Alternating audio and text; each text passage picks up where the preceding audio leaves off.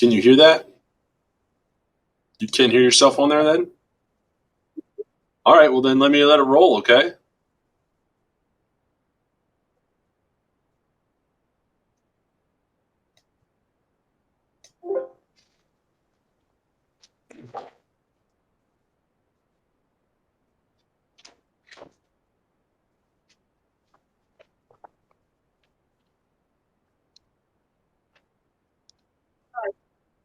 Ready? Your position is a supervisory fishery biologist, right? That's correct. My name is Madtom, supervisory fishery biologist at Great Smoky Mountain National Park. And I wanted to say for your teacher that I'm sorry you can't see my uniform. I am a real deal. And our power's out down here is acting crazy because we have a lot of storms coming through Middle and East Tennessee. So my apologies that our camera's not working today. Thank you. What does a day in your life look like at work? Well, it depends on the time of year. This time of year, we have a full crew meeting. We have some interns and some seasonal fisheries technicians. And so this time of year, they're out and about in the field, or as we call it, our 526,000 acre office in the Great Smoky Mountains National Park. And there's 2,900 miles of stream. So they may be out using backpack electrofishing gear to do some fish population sampling. They may be doing collecting some fin clips from brook trout for genetics work that we do. Some are out today collecting some water to test for E. coli levels below a horse concession to make sure it's safe for people to swim downstream and to contact the water. We work with graduate students and both masters and PhDs to help them on projects in the park. For instance, some of them are doing some conservation genetics on different salamanders that live in the water.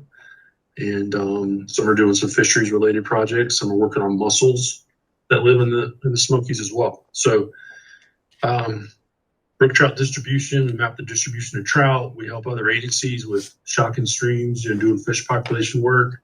We do a lot of work to restore native fish as well. And so I think not just brook trout, but also non-game fish like the Smoky Madtom. All right. What is the most interesting thing that's happened to you in the field? Like, do you have any cool stories to share? Oh my goodness. Well, of course, anytime you're working in the field here, there's always the possibility of running into bears, running into otters, good things and bad things. I've had, we stay in the backcountry quite often in tents and work, pack things in either with mules or with our feet. And I've had huge trees come down in the middle of the night and crash right in the middle of the campsite and luckily not kill anyone. We've been through some pretty intense thunderstorms and lightning and hail. That's no fun when you're out on top of a mountain somewhere, trees coming down around you. And so those are some of the tough things. But, sometimes you find these gems of species you didn't know occur there. And that's always cool. Or you find a species you've been working really hard to restore. And all of a sudden you find out they're doing phenomenal and there's young of your fish and they're reproducing. And that's a good feeling. Those days are some of the best days. Are there, like you mentioned that you have worked in like lightning storms and stuff, is there any weather that you would tell your team or you not to go out in? Absolutely. So today's a good example where they're forecasting 50, 60 mile an hour winds. And as the day's gone on, it's gotten worse. And so the crew was supposed to be out on a stream today, about 3,000 or 4,000 feet up. And I just told them, hey, it's a no-go. And we've had trees come down and the power went out at headquarters for a while. And so, they were like, why can't we go? It's sunny out. Well, that wind is still powerful when there's storms coming. So it's just not worth getting people hurt. Even though they're young and they want to go, you got to pull the reins back sometimes. How often do you work with the Smoky Madtom at all? I do, quite a bit. When you work with them, are they usually like alone, or are they like, do they come in pods, or do they like associate with other species at all? So the Smoky Madtom is really interesting. It's I would call them kind of loners. They're little catfish that are about 3 to 4 inches long max. Probably a big one's just over 3 inches. And they live under rocks. They tend to live in the riffles or in the tails of pools where it starts to get faster and pick up speed as it enters a riffle.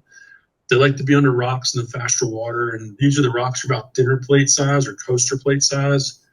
And so they excavate a little nest underneath there, and they're pretty nocturnal. And so if you snorkel survey, which is what we do for them, you kind of snorkel up the creek and you turn rocks over real slow looking for them. And they're pretty skittish, so they usually dart away. You gotta be slow and fast to watch them at the same time. But they're usually by themselves unless there's a nest, and that's usually June, July, and maybe early August, and you'll see a bunch of looks like teeny tadpoles under the rock, maybe about, I'd say a quarter of an inch long, and they're pretty cute. Is there any worry when you see a Smoky Madtom? Like, are they venomous, or do they do anything to humans, or are they more to themselves? No, I mean they'll stay to themselves. Now their spines do have a little bit of I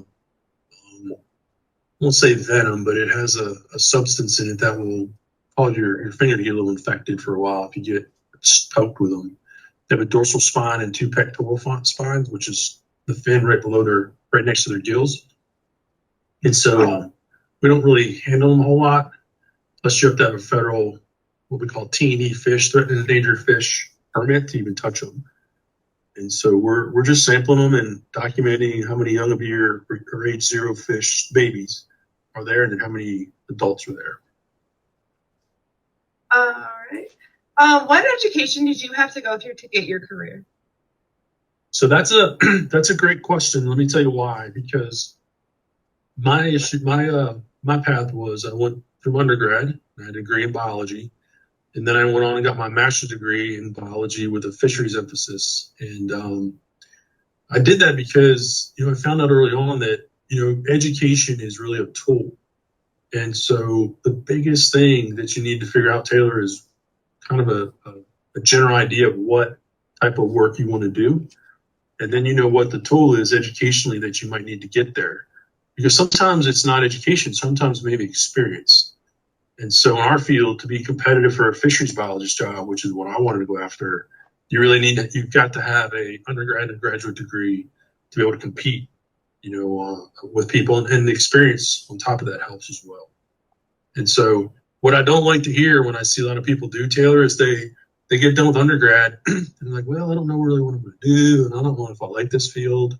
I might as well go get my master's degree. Well, the thing is about a master's or even a PhD, it kind of starts pointing you towards that job that you want to get into, and it's more than just another degree. It's in the fisheries and even wildlife field.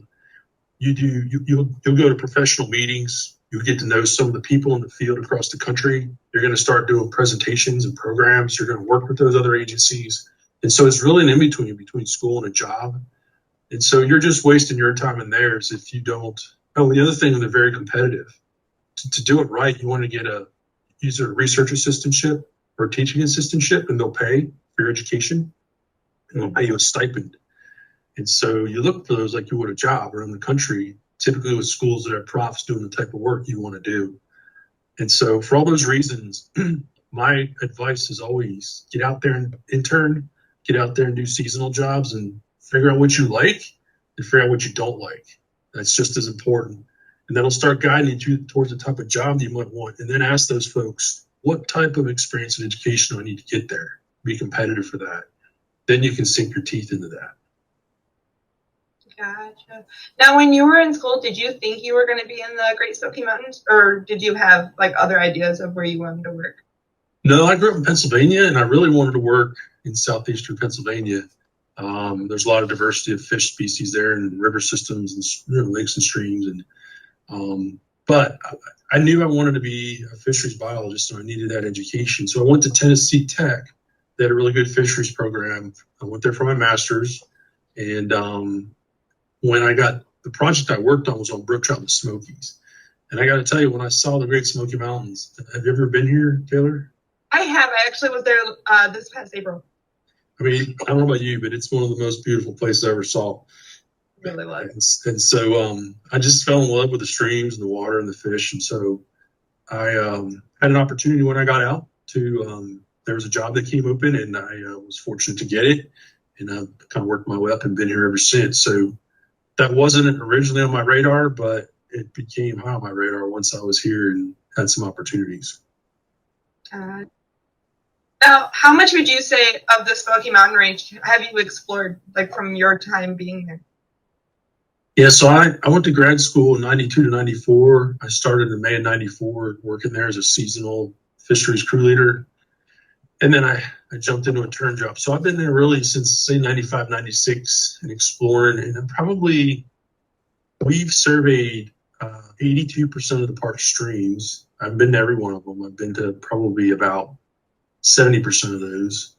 And then there's other watersheds I've been to and explored. So I would say, watershed wise, probably 95%, stream wise, maybe 60%. There's 2,900 miles of streams in the park. Right. And so there's a lot of places to explore, and some of them are really, really hard to get to. Right, especially with the mountain ranges and animals and all that. Yeah, lack of trails, that sort of thing. Right. What species would you say you most encountered? Most of the time, I think in our work, I would say we encounter a lot of rainbow trout. We encounter a lot of black nose and long nose dace, and probably stone rollers would be the three that we encounter the most. Gotcha. And then would you say the Smoky Madtom is part of your lease, or would you say you? I would. We don't see the Smoky Madtom very often. The reason is this: they're only found in one stream of the park. They're found in Lower Abrams Creek, which is in the western side of the park, and they were extirpated. You know what that word means? Doesn't that mean they were like? No, not really. It's close to. It's close to. It sounds like extinct, but think of extirpated as like extinct is permanent. They're gone. Extirpated means they're temporarily removed from that portion of their range. And so Smoky Madtom, we thought were extinct, but back in 1957, the Park Service and TVA was building a reservoir on the edge of the park, and Abrams Creek flowed into that part of the Little Tennessee River. And they said, hey, we'd love to turn this reservoir into a trophy trout stream. So we're going to pour poison called rotenone in the stream and kill out all these trash fish, so to speak. Well, 1957, that made sense to them. And so they did that, and they killed out like 48 species of fish that lived in that section of river. Then they closed the dam, and they flooded the lower half of the river and the Little Tennessee River in that portion to make the reservoir. What they didn't know was many of the fish species that lived on Abrams Creek were rare, and some of them endemic, including the Smoky Madtom. And so all these dead fish they cataloged, and they put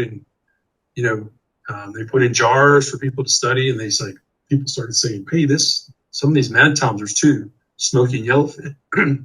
Yellowfin, we don't find those anywhere else. Uh-oh.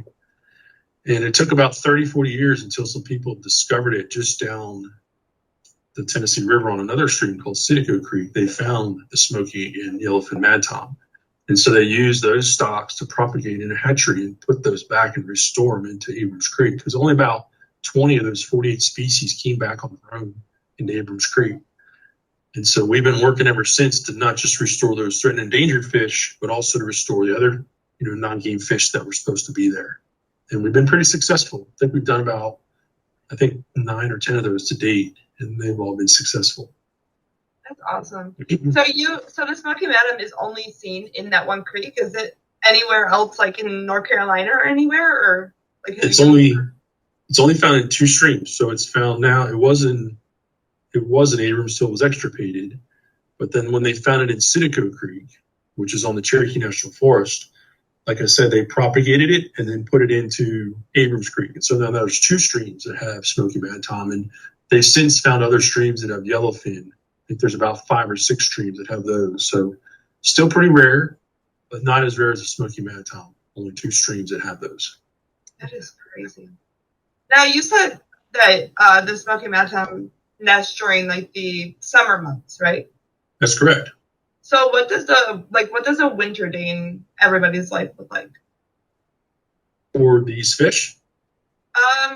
Yeah, just for like biologists in general, like fishery biologists in general. Oh, okay. Yeah, so our seasonals get here in May, and they run through really the end of September. So our field season wraps up in September.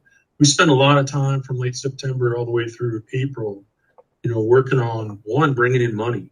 A lot of the work that we do, we're not what we call base funded. So all of our seasonal interns, we have to go after what's called soft money or project money to support, their pay for them being here. And so we have a friends group, Friends of the Smokies, that helps with some of that. We have an association that works our bookstores that helps with some of that. But then we have to go after it through different project funds out in the world to bring in grants to help pay for those folks, through restoration work and other things. And then while they're here, they do some of the other work we talked about earlier. But we spend a lot of time on that, a lot of time on working on reports, publications. If you go on Google Scholar and type in my name, you'll see a bunch of the different, both fishery related, water quality related, that we've been working on, things there. We spend a lot of time on all that stuff in those times of year. Now you guys do get like a winter like we do here in Michigan, where you guys get a lot of snow, right? Or no? Not like Michigan. We certainly not. We get some snow. Of course, the park ranges from about 1,400 feet to up over 6,000 feet. But being in the southern latitudes, our snows, you'll get some up high that'll stay there for weeks and months at a time. But down mid to low elevations, most of our snow is here just a few days, maybe a week, and it's gone. We have a snow event. So nothing like y'all see up there. Okay. So like there's not as much of an issue of the water freezing over and like having the fish to have to adapt to other temperatures throughout the year as there is in Michigan. Not so much. I mean, the streams will certainly freeze, and maybe once every 10 years we'll get extreme cold, single digits, where we just had that last year where it gets so cold, the streams freeze in the bottom, which is called anchor ice. And that can be deadly to trout and insects, because when it freezes on the bottom, those little interstitial spaces in the rocks, they're usually down in there themselves. And it cuts off the oxygen, of course. And so bugs and fish can die when it gets like that. But that rarely happens here in the Southeast. Gotcha. All right. Well, those are all of the questions that I have for you today. Thank you so much for giving me more time today. You're welcome. Sure it was harder for you to come up with the time than it was for me. So it's no problem at all. And what I'd like to do is I'll send you I've got a monitoring report that I can send you that kind of talks about more of the history of the Smoky Madtom and the other threatened endangered fishes that live there.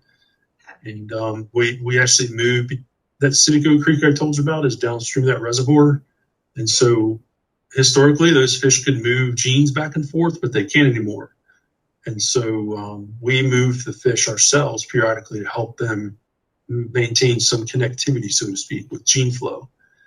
And that's outlined in that report. So I'll send that to you. And hopefully this recording you should have access to it, having shared it with you. If you don't, email me and we'll figure out how we can get that to you. Absolutely. Thank you so much again. Thank you. You had great questions. Let me know what I can do to help you. Thank you. I will definitely be in contact with you soon. Yep. You take care. You too. Bye. Bye-bye.